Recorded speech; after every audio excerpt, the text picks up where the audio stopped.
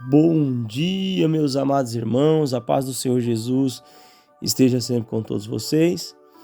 E o texto para nossa reflexão de hoje no Momento com Cristo é Isaías capítulo 38 e o versículo de número 5.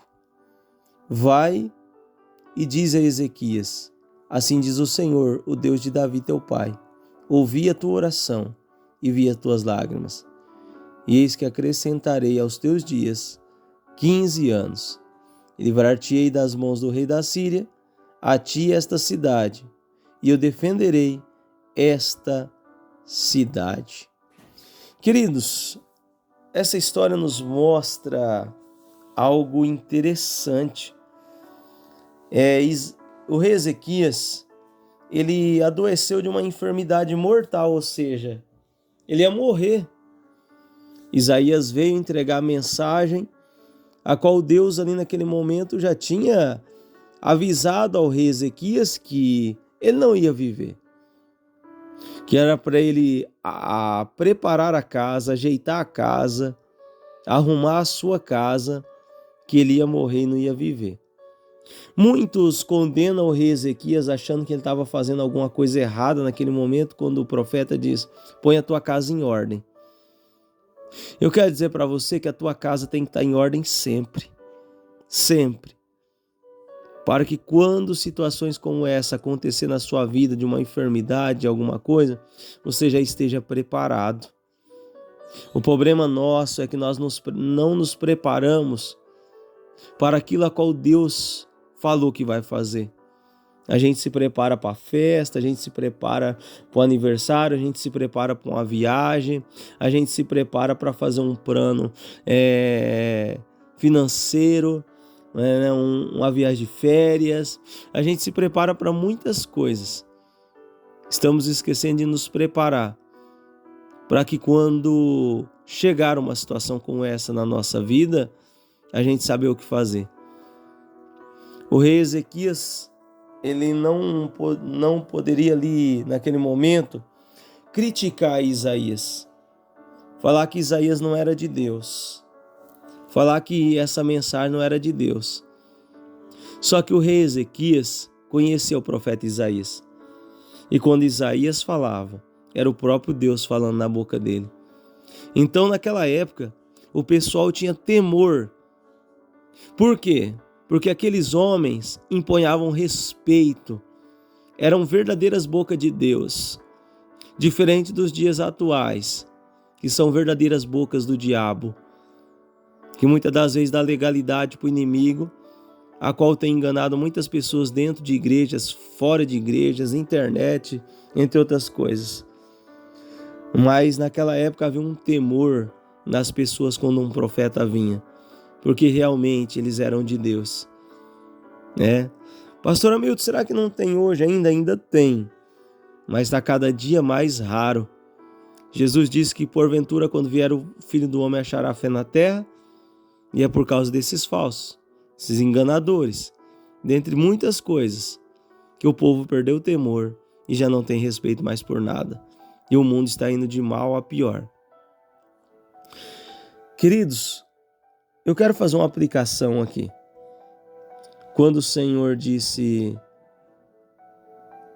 põe a tua casa em ordem, eu quero dizer para você que a nossa vida tem que estar organizada. A nossa casa tem que estar em ordem sempre, para que quando vier momentos difíceis, nós possamos passar dando glória a Deus. A palavra do Senhor diz que ele vira para a parede e ele ora ao Senhor. E a oração não foi: Deus, eu quero viver. Deus, eu não quero morrer. Deus, eu quero ser curado. Não, a oração dele foi o seguinte: Senhor, lembra-te, peço-te. Lembra que eu andei diante da tua presença com o coração perfeito? Lembra o que eu fiz na tua presença, reto aos teus olhos, aquilo que o Senhor queria? E a Bíblia diz que chorou Ezequias muitíssimo. Então a palavra veio a Isaías mais uma vez.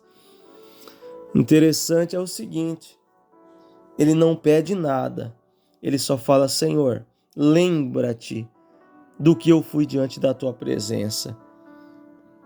Ele tinha a convicção que Deus conhecia ele e que ele também conhecia o Senhor pelas experiências que este rei teve com Deus. Presta atenção no que eu vou te dizer agora.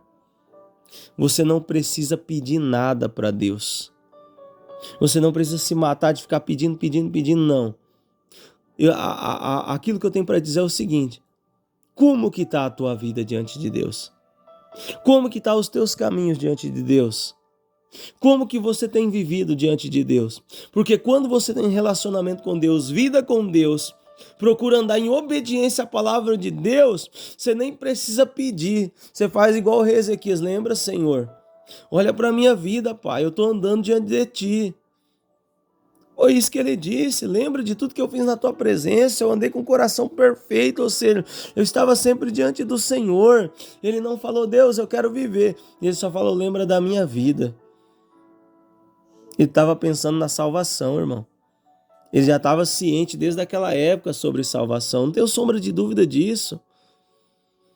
Qual que tem sido a sua prioridade aí na sua vida? A salvação para você e para a tua casa? Ou a sua finança? Ou as suas vontades, ou os seus desejos? Qual que tem sido a sua prioridade? Porque aquele que renuncia para poder fazer a vontade de Deus, sabe o que eu aprendo aqui? Que ele não precisa pedir nada para Deus. Ele não precisa ficar choramingando diante da presença de Deus, não. Quem tem relacionamento com Deus, Deus, ele faz até o que a pessoa não merece. Ele faz até o que a pessoa não busca. Ele faz até o que a pessoa não pede. Porque Deus conhecia o coração desse homem, Deus conhecia a vida desse homem. E a Bíblia diz que ele chorou muito. E aí a palavra veio para ele através da vida do profeta Isaías mais uma vez. Ouvi a tua oração e vi as tuas lágrimas. E eu vou acrescentar aos teus dias 15 anos. Ou seja, ele não pediu para Deus acrescentar nada. Ele não pediu para Deus fazer nada. Ele só falou, lembra da minha vida. Olha para a minha vida, Senhor. E o Senhor, e ele chora. As lágrimas de Ezequias falaram com Deus. O pranto de Ezequias falou com Deus. Tem hora que, na verdade, o único que pode interpretar as nossas lágrimas é o Senhor. Uma lágrima que você chora é um pedido de oração a Deus. Quando você se derrama, e às vezes você não tem nem palavras para balbuciar, Deus sabe, através da sua lágrima, o que você está pedindo com o coração. Sabe por quê? Porque um coração quebrantado, contrito, quebrantado, o Senhor não despreza. Por isso que ele diz, eu ouvi a tua oração. Eu vi a sua oração e as tuas lágrimas também. E eu estou acrescentando anos de vida para você, mais 15 anos, porque eu vi. Então Deus, ele está vendo nós, ele está contemplando nós. E quando você aprender a não só pedir, não, mas aprender a andar diante do Senhor, afastando-te daquilo que afasta dele, procurando andar com o coração reto diante dele, fazendo a sua vontade, tem hora que você não vai nem orar e Deus vai fazer. Deus vai fazer além do que você ora, além do que você pede. E quando você nem pedir, o Senhor faz do mesmo jeito para mostrar que Ele é Deus e que Ele nos ouve e que Ele está atento a tudo que nós dissermos, a tudo que nós pensarmos, a tudo que nós falarmos, a tudo que nós orarmos. E além dos teus ouvidos não estar gravado, a mão dele não está encolhida. Ele abençoou a vida do rei Ezequias com mais 15 anos de vida. E a palavra nos diz que o Senhor, ele fez até o sol recuar 10 graus para mostrar para Ezequias que a cura estava chegando na vida dele. Quando o Senhor quer operar na nossa vida, não há nada que possa interferir. Nem vento, nem chuva, nem tempestade, nem furacão, nem nada. Quando o Senhor quer operar na nossa vida, Ele sabe como fazer. e ninguém pode impedir o que Ele faz, o que Ele pode e o que Ele quer fazer. Então aprenda isso nessa passagem. Ande sempre com a tua casa em ordem e tenha sempre vida com Deus. E vai chegar um momento que você não vai nem orar e Deus vai fazer. E que vai chegar um momento da sua vida, você vai dobrar o seu joelho para agradecer.